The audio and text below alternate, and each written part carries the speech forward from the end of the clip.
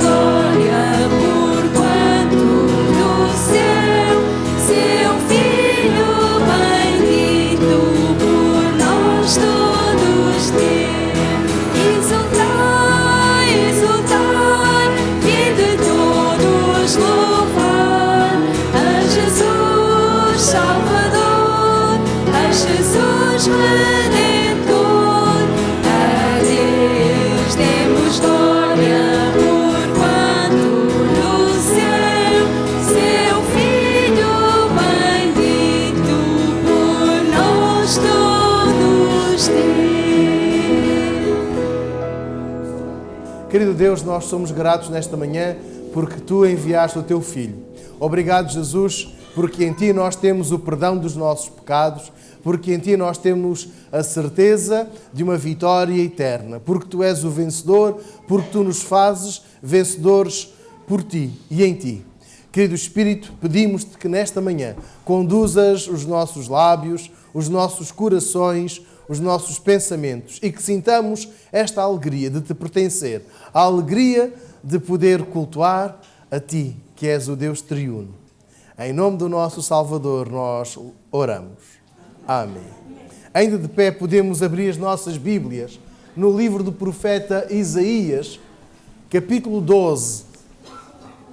Livro do profeta Isaías, capítulo 12.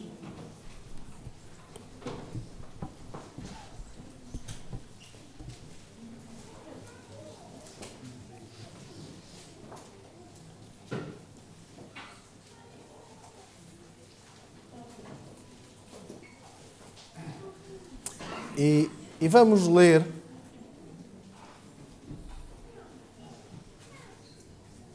o primeiro versículo, diz assim: E dirás naquele dia: Graças te dou ao Senhor, porque ainda que tiraste contra mim, a tua ira se retirou e tu me consolas. Eis que Deus é a minha salvação. Nele confiarei e não temerei, porque o Senhor Deus é a minha força e o meu cântico, e se tornou a minha salvação. E vós, com alegria, tirareis águas das fontes da salvação. E direis naquele dia: Dai graças ao Senhor, invocai o seu nome, fazei notórios os seus feitos entre os povos. Contai quão excelso é o seu nome. Cantai ao Senhor, porque fez coisas grandiosas. Saiba-se isto em toda a terra. Exulta e jubila, ó habitante de Sião, porque grande é o Santo de Israel no meio de ti. Hoje alegramo-nos porque estamos certos de que estamos na presença do Deus único, o Deus Todo-Poderoso, aquele que nos ama, aquele que nos perdoa, aquele que nos salva, e também estamos certos de que é o mesmo Deus que sempre, hoje, nós cultuamos, é o mesmo Deus que sempre nos sustenta, o Deus que nos anima. E nós vamos levantar a nossa voz para o nosso Deus. Vamos entoar este hino, Levanta a tua voz e anuncia. No mês em que nós falamos, enfatizamos missões, nós queremos falar do nosso Salvador. Queremos partilhar esta mensagem. E ao entoarmos este hino, vamos sentir o desafio que Ele traz. Levanta a tua voz e anuncia a mensagem do perdão.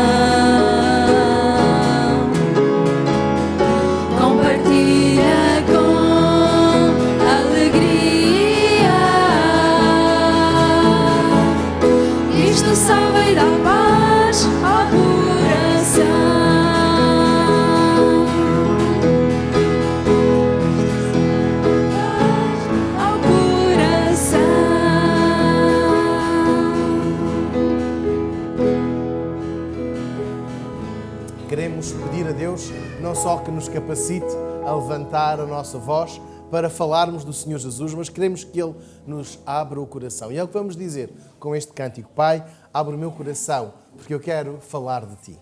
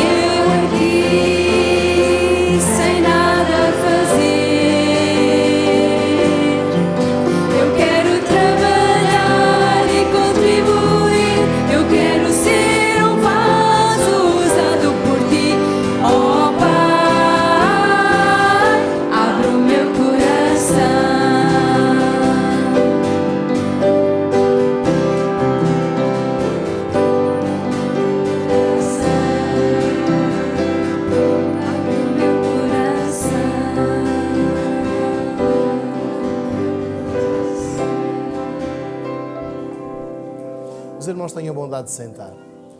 E nós vamos ter a oportunidade de ter uma pequena observação sobre este mês de missões mundiais. A Convenção Batista Portuguesa, da qual a nossa igreja é membro fundador, nós temos o mês de abril separado para promover missões a nível mundial. A Convenção Batista Portuguesa tem um departamento que tem estado a cooperar em 3 áreas importantes. Nós hoje vamos ouvir e ver apenas um destes campos, São Tomé e Príncipe. Este é o cartaz que temos e estas são as imagens. Nós estamos aqui a ver a comunidade ucraniana, que tem sido também ela sustentada, suportada pela Convenção Batista Portuguesa, e agora estamos a ver São Tomé e Príncipe. Só para que os irmãos tenham uma noção, a Convenção Batista de São Tomé e Príncipe foi organizada recentemente, mas há necessidade de estruturar a Convenção Batista em São Tomé e Príncipe, há necessidade de criar todos estes campos de ação e também de sustento.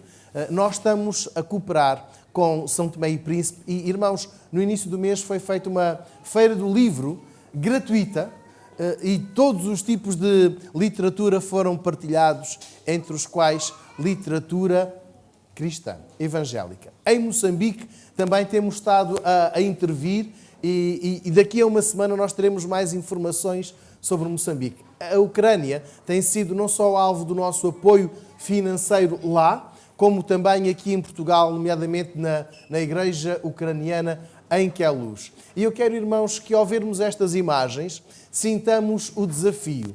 O desafio não só de contribuir, e os irmãos estivemos todos a cantar, os irmãos cantaram, eu quero contribuir, mas também podemos orar. E aqui tenho um apelo duplo. Orar pelos missionários, orar para que Deus lhes dê esta força, esta coragem, que Deus os capacite, mas orar para que Deus envie algum de nós. Há muito tempo que a nossa igreja não envia um missionário, um casal de missionários. A nossa igreja sustenta, apoia, e este euromissionário tem sido uma bênção para alguns irmãos que estão a ser apoiados. Mas estou a falar agora de pessoas daqui da nossa igreja. E eu quero que nós possamos, ao ver as imagens, e estas imagens ajudam-nos a perceber que missões é muito mais do que nós fazermos uma contribuição financeira. As imagens ajudam-nos a perceber que quando nós estamos a falar de missões, estamos a falar de pessoas como nós. Pessoas que também elas sentiram o toque, a chamada de Deus para partilhar aquilo que estávamos a cantar com outras pessoas. E estas pessoas podem estar aqui nesta manhã. Eu quero que nós possamos orar e sintamos prazer em interceder pelos missionários, mas sintamos também receptividade. Eu vou só partilhar algo que o casal Joed e a sua esposa partilharam connosco na semana passada na Assembleia da Convenção. Há uns anos largos, a irmã Márcia foi desafiada a escrever um texto sobre campos missionários não alcançados de língua portuguesa. E ela escreveu um artigo sobre os Açores, aquele arquipélago ali bem no meio do Oceano Atlântico, não tinha trabalho evangélico. E ela escreveu, e no final ela dizia: orem para que Deus levante missionários para os Açores. E ela começou a orar. Uns tempos depois, a família mudou-se para os Açores. É importante nós orarmos, mas orarmos com o coração aberto. Eu quero convidar a que a irmã Nina possa dirigir-nos uma palavra de oração. Orarmos por missões. Orarmos pelos missionários, por aqueles que estão no campo. Eu peço ao irmão Walter que depois nos dirija numa palavra de oração, pedindo que Deus levante missionários. Orarmos por aqueles que estão no campo e por aqueles que Deus poderá levantar. Então vamos ter este tempo de oração por missões. Ó meu Deus e Pai, te agradeço por estarmos aqui todos em comunhão, Senhor. Em comunhão contigo, também em comunhão com os outros, Senhor. Uma forma de realmente nos exortarmos uns aos outros e também de estarmos cientes do teu trabalho ao redor do mundo, Senhor. Por isso nós te agradecemos por tanto trabalho que tem sido feito, Senhor, debaixo da tua misericórdia, da tua graça, da tua proteção, Senhor, dos objetivos, do teu plano, Senhor. Nós te agradecemos, Senhor, porque a Convenção Batista Portuguesa também tem tido, Senhor, esta sensibilidade de ouvir a tua voz, Senhor, e realmente obedecer a este chamado que tu tens para cada um. Deus e Pai, nós te agradecemos por tantos missionários, Senhor, que se têm realmente deixado a sua terra, se têm sacrificado, Senhor, outros projetos, outras coisas pessoais, Senhor, para obedecerem à tua voz, obedecerem ao teu chamamento. Te agradecemos por estes missionários na Ucrânia, em Moçambique, em São Tomé e Príncipe. Nós te agradecemos, Senhor, porque eles têm dedicado a sua vida, Senhor.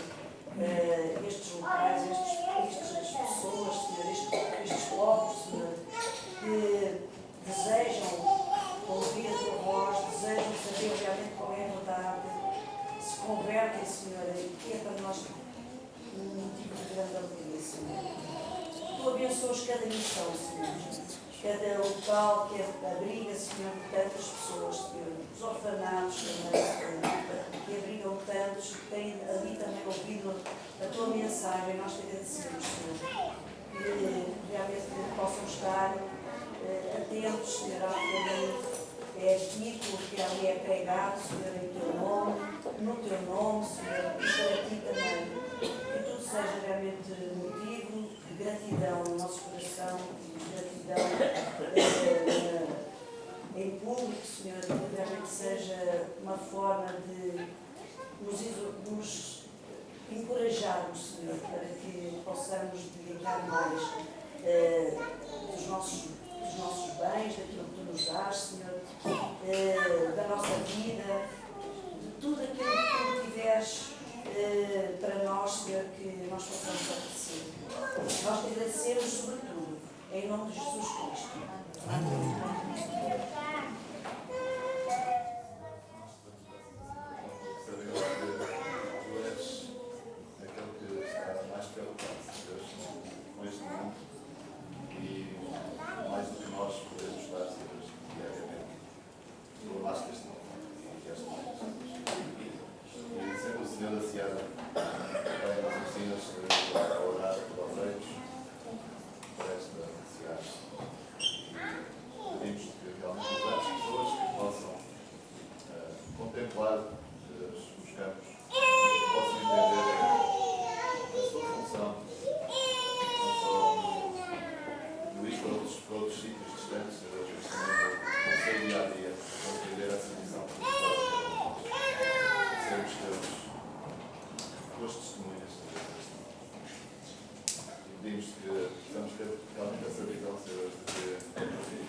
só podemos contribuir financeiramente, podemos orar, mas podemos ir. E todos os dias podemos ir. Por isso pedimos que nos dê essa capacidade, só vemos Deus e essa visão, Senhor, essa visão que buscamos e esse amor que também só pode vir por ti, Senhor, amor por pessoas e a comunicação. Ajuda-nos, pois, nessa visão. Nós vamos entoar um cântico que diz semear a palavra. E nós queremos semear a palavra da salvação em Viseu. A nossa cidade precisa de ouvir falar de Jesus. E Deus conta connosco. E enquanto nós entoamos este cântico, quero convidar os nossos irmãos tesoureiros que nos auxiliem com o levantamento das ofertas. E quem está connosco, que nos visita hoje, não se sinta de maneira alguma obrigado a fazer, a participar. Queremos que esta é uma responsabilidade nossa e que todos se sintam à vontade enquanto nós entoamos este cântico, semear a palavra.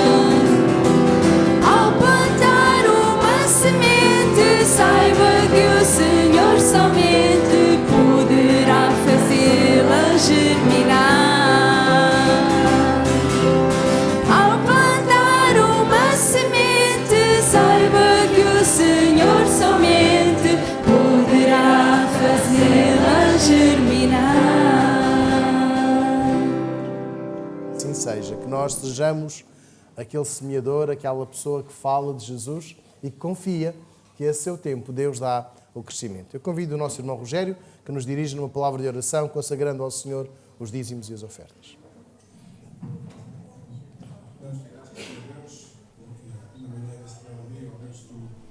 Deixaste por tu reunir aqui em teu nome, Senhor, para louvar, Senhor, para te cultuar, Senhor, porque só tu mereces, só tu és digno do nosso louvor, da nossa gratidão, Deus, por isto pedimos e aceites, Senhor Deus. Obrigado, Deus, pelo dia que era muitos presentes, Senhor, que continuamos a abençoar e a dirigir a vida de cada um de nós, Senhor, e que nós a cada dia possamos procurar seguir-te da melhor forma, Senhor, procurando ser o exemplo, Senhor, para aqueles que nos rodeiam. Nosso Deus e nosso Pai, nós te queremos também agradecer estes dízimos que foram levantados em teu nome, Senhor Deus e Pai.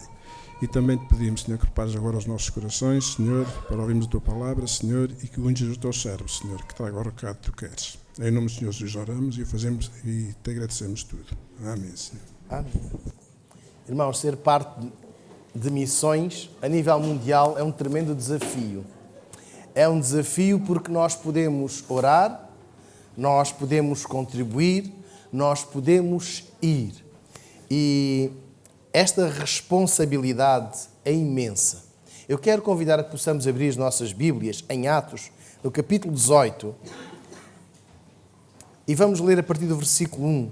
Neste mês em que nós estamos a enfatizar missões mundiais, nós queremos gerir as informações que nos chegam, os desafios, os apelos que recebemos de diversos campos missionários, a oportunidade que temos de servir ao nosso Deus. Em Atos capítulo 18, versículo 1, e o tema da mensagem hoje é não te cales.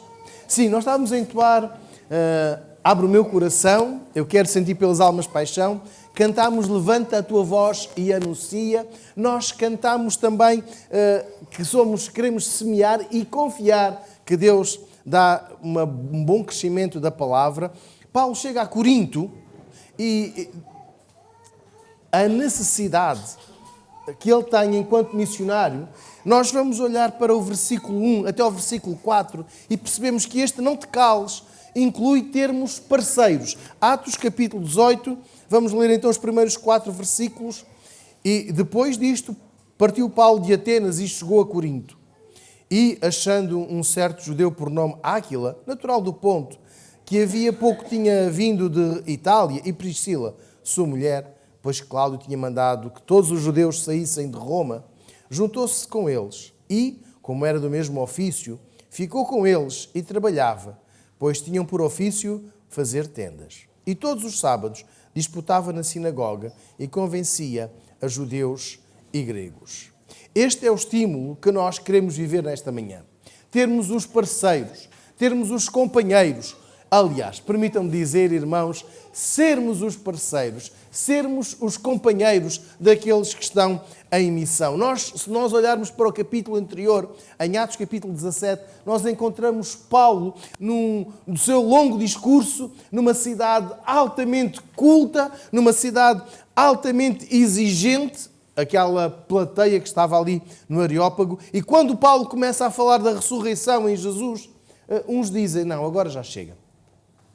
Outros começam a falar mal daquilo que Paulo anuncia. Outros saem, outros dizem, nós queremos ouvir-te, mas mais tarde, noutras condições. Versículo 1, ele agora chega a Corinto, outra grande cidade, uma cidade importante naqueles dias, e de Atenas a Corinto, a viagem não foi tão curta como nós podemos ler do versículo 1. Parece que foi assim muito rápido. Versículo 1, ele foi de Atenas para Corinto, não foi uma viagem curta. E naqueles dias era uma viagem mesmo longa. E quando ele chega a Éfeso, a cidade já tinha ouvido falar do Evangelho.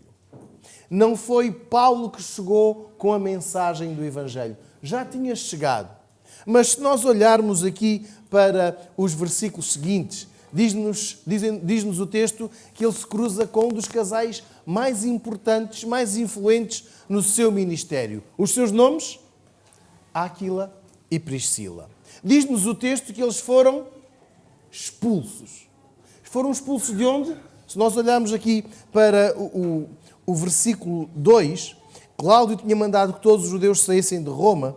Então, eles foram expulsos por serem judeus. Eles agora, este casal estava ali em Corinto a trabalhar como fabricantes ou montadores de tendas. E para explicar algo importante, como eles estavam a tratar de peles, estamos a falar dos curtidores, eles sairiam de fora para dentro da cidade.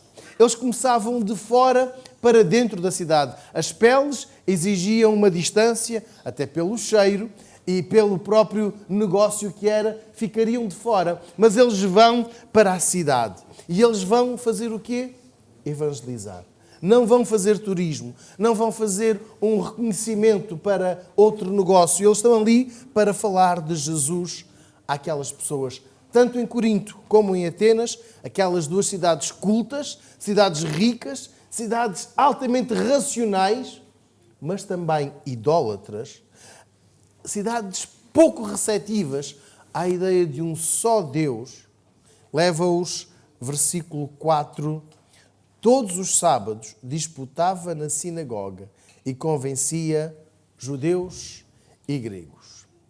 É interessante nós pensarmos numa cidade como Corinto, muito politeísta, muitos deuses, diferentes divindades. Está ali uma sinagoga que anuncia a existência de um só Deus. E este é o ponto de partida, quer de Paulo, quer de Áquila e Priscila. Eles estão agora em equipa e eles começam ali, versículo 4, tanto judeus como gregos. Este casal é muito útil para Paulo e vice-versa. Sabem?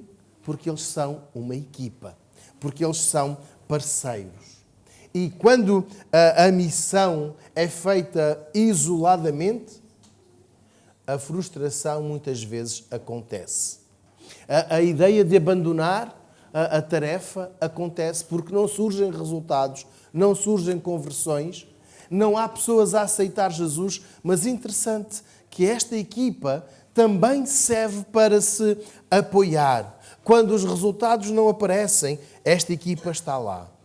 Irmãos, nem sempre conseguimos estar perto de missionários.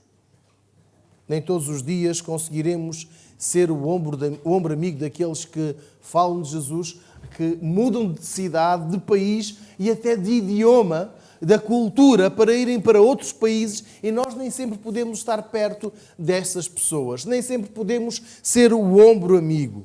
Não conseguimos saber a frustração que vivem, ou as alegrias também que experimentam, mas é bom nós olharmos para estes versículos 1, 2 e 3 e perceber que nós podemos ser os companheiros, podemos ser o estímulo, há pouco estávamos aqui a ver imagens, quer Ucrânia, quer São Tomé, quer Moçambique. Irmãos, e hoje vou desafiar em particular por São Tomé e Príncipe. São irmãos que estão a tentar ganhar, a dar uma nova vida ao seu país. Estão a tentar ganhar pessoas para Cristo. Não estamos a falar de movimentos sociais, de movimentos políticos. Estamos a falar de ganhar Jesus para Cristo. E aqui é o desafio para a nossa igreja. Sermos os companheiros de oração. Orarmos ao longo da semana. Eu vou dar um nome que está no boletim. O pastor Dalton. Só um. Orem por ele. Vamos orar por ele. Vamos ser estes versículos 2 e 3. Vamos ser este Áquila e Priscila deste Paulo. Vamos adotar este pastor Dalton durante uma semana, durante um mês, durante o ano, a orar por ele e sermos o companheiro. Para quê? Para que ele chegue ao versículo 4, para que ele tenha um ponto de partida, para que ele fale de Jesus, para que ele anuncie que em Jesus há salvação. Ele não vai levantar uma bandeira desta ou daquela denominação. Ele vai ser o porta-voz da salvação pela graça, por meio da fé na pessoa do Senhor Jesus. Já fomos estimulados ao longo de tantas vezes a perceber que missões é mais do que contribuir financeiramente. É importante, sem dúvida. Missões é também orar e sermos esta parceria. Nós não podemos estar em São Tomé todos juntos, mas podemos orar por este pastor Dalton. Podemos ser para ele o que Áquila e Priscila foram. No seu sustento, participarmos, mas também estarmos a orar por ele. Se os irmãos desejarem enviar uma palavra de encorajamento, façam-no. Façam através do Departamento de Missões da Convenção Batista Portuguesa. Mas orem. Orem para que o versículo 4, e todos os sábados disputava na sinagoga e convencia a judeus e gregos, se torne uma realidade em São Tomé e Príncipe. Para que os nossos irmãos ali sejam fortes, vigorosos na partilha da mensagem e que mais pessoas venham a conhecer Jesus. Versículos 5 e 6. E quando Silas e Timóteo desceram da Macedónia, foi Paulo impulsionado no Espírito, testificando aos judeus que Jesus era o Cristo. Mas, resistindo e blasfemando eles, sacudiu as vestes e disse-lhes: o vosso sangue seja sobre a vossa cabeça. Eu estou limpo e desde agora parto para os gentios. Não te cales no tempo da rejeição. Este investimento espiritual de Paulo foi a partir da comunidade judaica. Eu vou explicar porquê. Se nós olharmos para o versículo, diz-nos que ele estava a explicar que Jesus era o Cristo. Havia um ponto de partida. Havia uma ligação entre ambos. Paulo, também ele, um judeu, e agora, irmãos, só para distinguir, o judeu de crença ou o judeu de raça. Está bem? E Paulo era um judeu de raça. Há alguém que, dentro da crença, segundo o próprio, não houve ninguém mais zeloso do que ele, um fariseu a sério, um acérrimo defensor da pureza doutrinária, e agora está a explicar quem era o Cristo.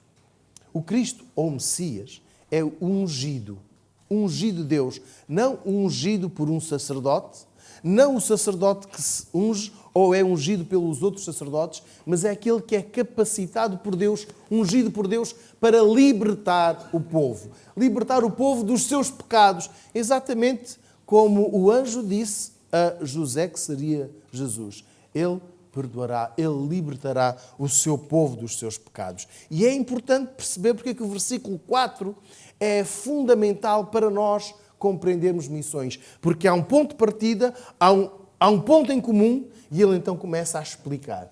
Nós temos a fé certa. Temos a esperança certa. E mais, Jesus é esta esperança. Se no versículo 4 nos diz que ele ia semanalmente à sinagoga, e chama a atenção que não eram só os judeus, certo? Versículo 4. Também os gentios ou os gregos também eram alvo da sua evangelização. Agora introduz-nos outros dois reforços, eu vou chamar assim, Silas e Timóteo. E com a chegada desta equipa, Paulo tem mais tempo para se dedicar à obra missionária. Poderíamos nós dizer que era um missionário a tempo inteiro. Porquê? Porque eles trazem uma oferta. E esta oferta permite que Paulo não tenha de trabalhar a montar tendas, a fabricar tendas, mas agora dedicar-se a tempo inteiro a falar de Jesus. Passou a ser um missionário a tempo inteiro. Sabem porquê? Porque aqueles dois reforços levaram uma oferta. Esta oferta que nós fazemos. Este esforço missionário que nós fazemos também é financeiro. E é bom nós podermos perceber que o texto bíblico não teve aplicação apenas para Atenas ou para Corinto, tem também aplicação para nós hoje. Mas, irmãos, eu quero que vejamos no versículo 5 que Paulo é impulsionado como? No Espírito. E agora, versículo 6. Qual é o resultado? Paulo está a tempo inteiro no ministério e é rejeitado. Versículo 6. Mas resistindo e blasfemando eles. Há uma rejeição. Há aqui uma rejeição por parte da comunidade a quem Paulo se dirige, os judeus, aqueles que tinham um ponto de partida, tinham muito em comum. Estes rejeitam.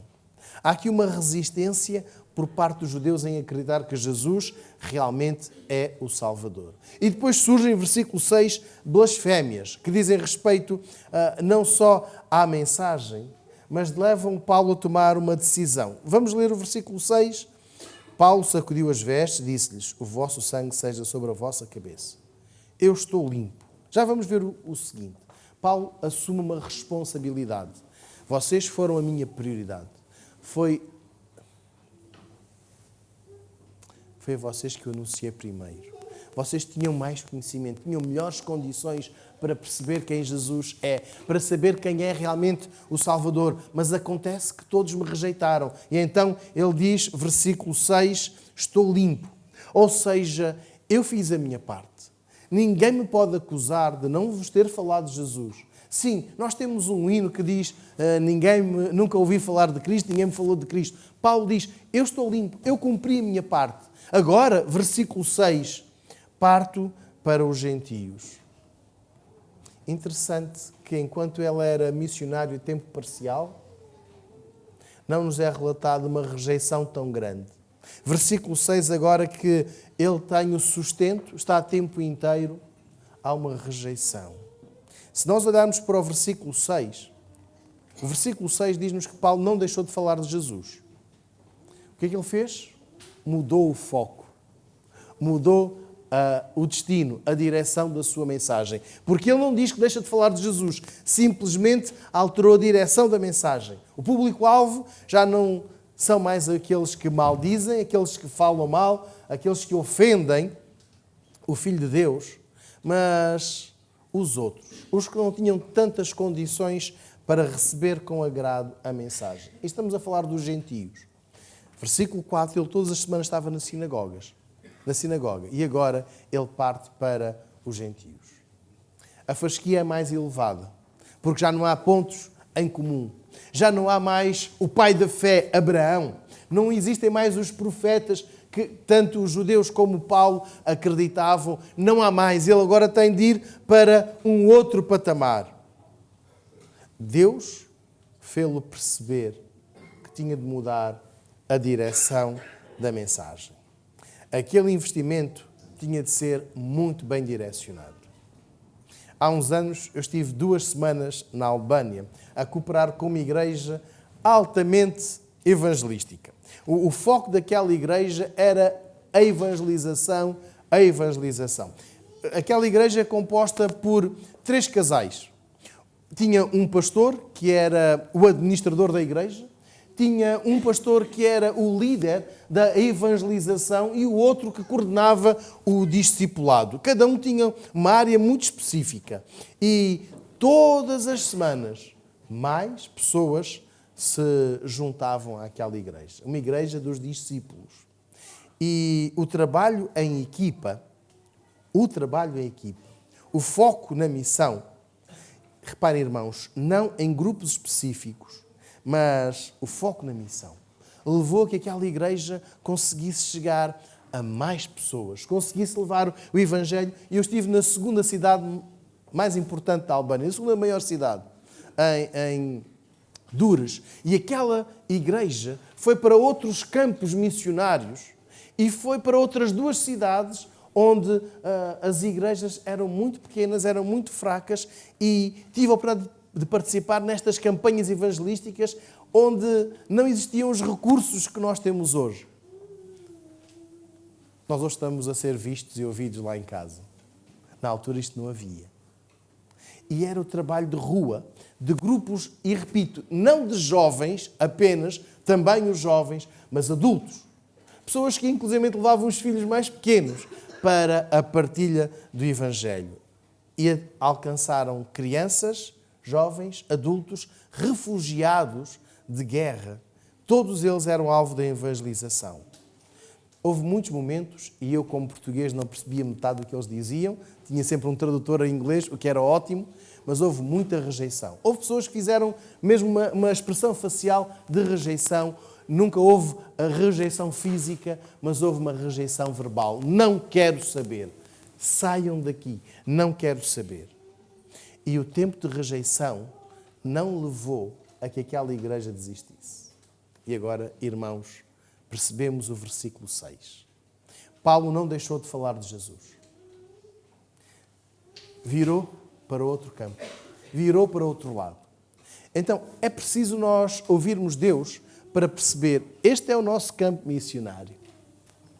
Mesmo que outros rejeitem, nós não nos calamos. Falamos para outras pessoas. Não dividimos os que valem a pena e os que não valem a pena. Nós não podemos deixar de falar de Jesus por causa da rejeição. E está aqui o versículo 6. Nós termos a perfeita noção de que muitas vezes temos de alterar o destinatário da mensagem. Porque quando nós formos rejeitados, nós devemos perceber que se esta pessoa nos rejeita, outra pode aceitar. A mensagem continua a ser válida. A mensagem continua a ser muito importante. Por isso, versículo 6. Eu estou limpo e desde agora parto para os gentios. Paulo podia ter dito algo muito diferente, mas o que ele disse é o mais importante. E é para nós. Vamos falar de Jesus. Mesmo que uns rejeitem, não nos calemos. E agora, versículo 7. E saindo dali, entrou em casa de um homem chamado Justo, que servia a Deus, e cuja casa estava junto da sinagoga. E Crispo, principal da sinagoga, creu no Senhor com toda a sua casa. E muitos dos coríntios, ouvindo, creram e foram batizados. E disse o Senhor em visão de noite a Paulo: não temas, mas fala e não te cales, porque eu sou contigo, e ninguém lançará a mão de ti para te fazer mal, pois tenho muito povo nesta cidade. E ficou ali 1 ano e 6 meses, ensinando entre eles a palavra de Deus. Não te cales pela alegria. Nem tudo foi em vão, irmãos. Se nós olhamos versículos 5 e 6, há uma rejeição, há um investimento de Paulo neste grupo muito específico, e este grupo rejeita-o, ele diz que vai para outro grupo. E entre a comunidade judaica, curiosamente, a que rejeitou, nós encontramos quem aceite Jesus. Nós encontramos logo no versículo 7. Alguém pode ler, por favor, versículo 7, Atos, capítulo 18, versículo 7.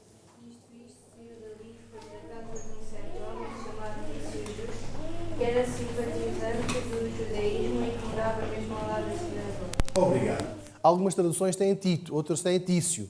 E este nome faz-nos perceber que ele é um homem grego.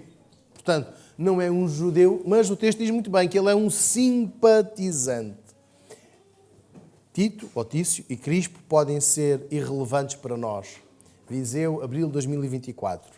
Mas naquela cidade, naqueles dias, foram muito importantes. Este Tito, ou Tício, é alguém que se converte, alguém simpático em relação ao judaísmo, e tal como aconteceu com Cornélio, nós lemos quando Pedro lá chegou, há aqui uma aceitação. E depois fala-nos de Crispo, que era alguém muito influente. Ele é apresentado como o chefe da sinagoga. As sinagogas eram as casas de estudo, não eram casas de culto. Eram casas de estudo da palavra de Deus. E havia uma pessoa que tinha a responsabilidade de manter a casa em ordem, em termos de limpeza, em termos de colocação dos lugares, mas também dos livros da lei. E era este responsável pela sinagoga que escolhia um mestre semanalmente, aos sábados, para dar o livro, para que ele pudesse ler e explicar, então fazer aquilo que o mestre sabia fazer. Mas era este o principal da sinagoga que tinha esta responsabilidade. Alguém importante, influente na sinagoga. E agora vejamos o que acontece. O texto diz-nos que ele se converteu, versículo 8, creu no Senhor com toda a sua casa. Para os detratores do versículo 5 e do versículo 6, deve ter sido um rude golpe a conversão deste Crispo. Deve ter sido um rude golpe, porque ele deveria estar do nosso lado contra ele, contra Paulo, contra aquela mensagem. Mas ele vai para aquele lado, ele aceita, ele converte-se e chama a atenção do versículo 8. Toda a sua casa. O que é que nos diz mais no versículo 8? Que eles creram e ficaram iguais? Como? Foram batizados. Irmãos, nós tivemos a oportunidade no culto de aniversário da nossa igreja de celebrar o culto de batismos. Nós teremos em breve outras ocasiões, outras oportunidades para ver mais irmãos darem testemunho público da sua fé. Está aqui. É um investimento da nossa parte e Paulo tem aqui uma alegria, um estímulo. Apesar da rejeição do versículo 6, apesar do investimento que ele fez e ter sido rejeitado, ele ainda assim teve os seus frutos. A fé daquele homem era forte. E quando ele percebeu que Jesus era o Salvador, creu e foi batizado. Imaginemos a alegria do missionário a tempo inteiro. Imaginemos a alegria de Paulo depois da rejeição. Sabem, irmãos, às vezes vivemos picos. Estamos lá em baixo, versículo 6, a rejeição, e depois temos aqueles momentos de grande alegria, versículo 8, e 7 e 8. E é nestes momentos de alegria, nós às vezes pensamos, a pessoa quando está alegre não precisa de um encorajamento. É nestes momentos de alegria que surgem as palavras do versículo 9. O Senhor disse a Paulo uma visão. Não temas, mas fala e não te cales. Porquê é que esta visão não apareceu antes do versículo 6? Porque esta visão, porque estas palavras não foram ditas quando ele chegou no versículo 1, quando ele chegou e se deparou ali com um campo enorme e não saber muito bem por onde começar. Por que razão estas palavras não surgiram dias, semanas antes? Deus sabe o que faz, ao tempo que faz. E estas palavras são muito importantes, porque naquele momento em que Paulo sente a alegria finalmente e alguém começa a aceitar, alguém aceita, podia surgir o desânimo e era importante este estímulo. O momento da alegria pode passar rapidamente à perseguição, e já tinha acontecido anteriormente. A alegria pode dar lugar à perseguição. A alegria pode dar lugar à frustração. Porque estes se converteram e eis que alguém volta a falar mal. Eis que alguém me persegue. Então, estamos a ler, irmãos, estamos a ler o versículo 9. Não temas, mas fala e não te cales. Deus sabe sempre qual é o tempo certo. Deus sabe sempre qual é o tempo certo para intervir, para tocar, para falar, para aconselhar, para corrigir ou para estimular. E este era o momento em que Paulo precisava de ouvir estas palavras. Ele precisa de ouvir, o versículo 10, irmãos, chama a atenção, porque eu sou contigo. Reparem que não te cales porque tens boas pessoas, não, porque eu sou contigo e mais. Ninguém lançará a mão de ti para te fazer mal. Os irmãos podem recuar algumas páginas, podem recuar 2, 3 capítulos e verão como Paulo foi assim. Foi expulso, foi convidado a sair, foi apedrejado, foi rejeitado e agora Deus diz, tem calma, ninguém vai matar-te, ninguém vai ferir-te. Mas diz mais, estamos a ler ainda mais o versículo 10. Tenho muito povo nesta cidade. Paulo, não estás sozinho. Há muito mais pessoas que creem no mesmo que tu. Deus já sabia de antemão quem se iria converter. Paulo não. Daí ele ter falado com todas as pessoas que estiveram ao seu nível, que estiveram ao seu alcance. Falou de Jesus, mas Deus já sabia quem iria aceitar. Daí dizer isto. Daí ter estas palavras para Paulo. Estas palavras, irmãos, recordam-nos o episódio de Elias. Quando Elias fugiu de Jezabel, e se refugiou numa caverna. E quando Deus lhe perguntou, o que é que estás aqui a fazer, Elias? Ele disse, eu sou o único que me mantenho fiel a ti. Os outros todos estão contra ti. Eu estou sozinho. Mas Deus diz-lhe, olha, há mais 7.000 pessoas que não dobraram os joelhos e não adoraram qualquer imagem de Baal, nem outra falsa divindade. Isto está no primeiro livro de Reis, no capítulo 19, no versículo 18. O trabalho do missionário pode ser muitas vezes solitário, mas não tem de ser. E daí a palavra do Senhor no versículo 10.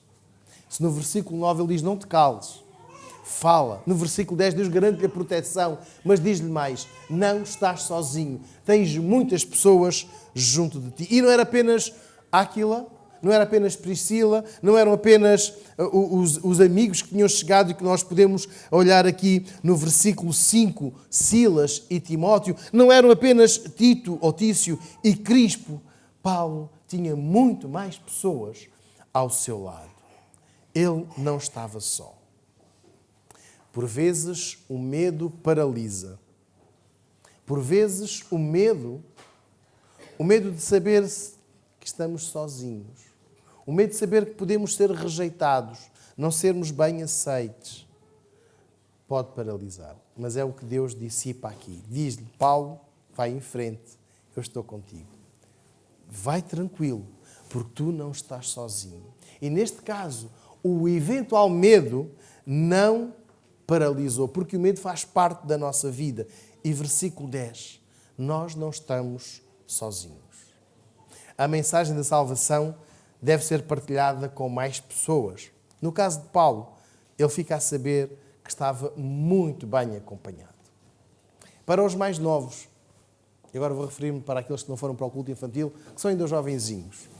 Há um ditado que diz, mais vale só do que mal acompanhado. Vocês vão ouvir isto ao longo da vossa vida. Sabem o que é que diz o versículo 10? Não estás sozinho. Não estás sozinho.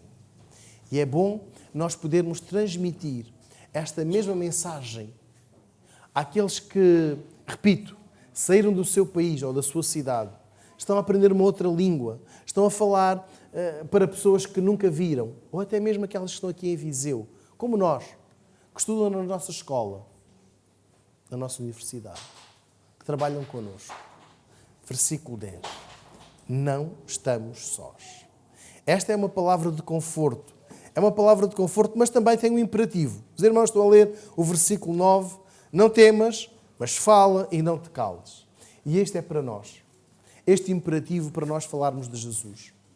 Não vamos fazer como Paulo fez, não vamos chegar aqui à praça, neste caso à Praça do Rocio, e começar a falar de Jesus, mas vamos chegar a muitas praças, a muitas ruas, a muitas salas, a muitos quartos para falar de Deus. E sempre com este estímulo, não estás sozinho.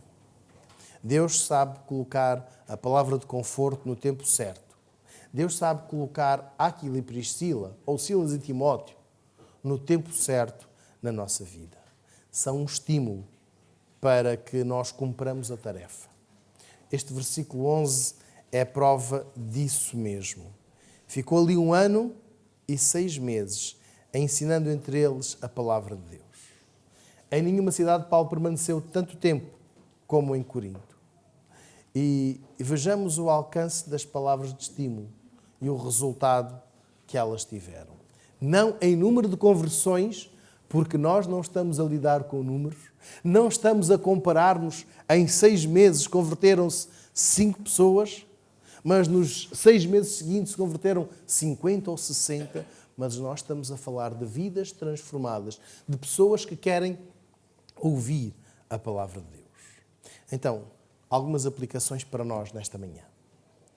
Tínhamos uma palavra de incentivo.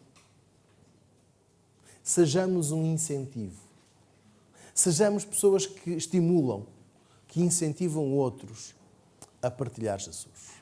Sejamos pessoas que oram por aqueles que falam de Jesus.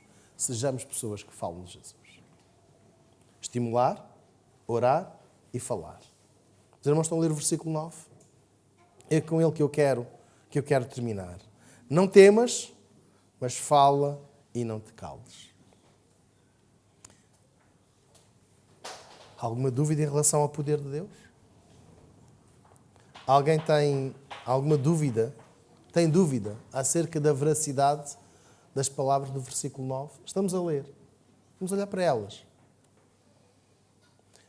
Quando forem palavras minhas, os irmãos duvidem sempre. Mas quando forem palavra de Deus, nunca duvidem. Então, está aqui diante de nós o versículo 9. Vamos orar?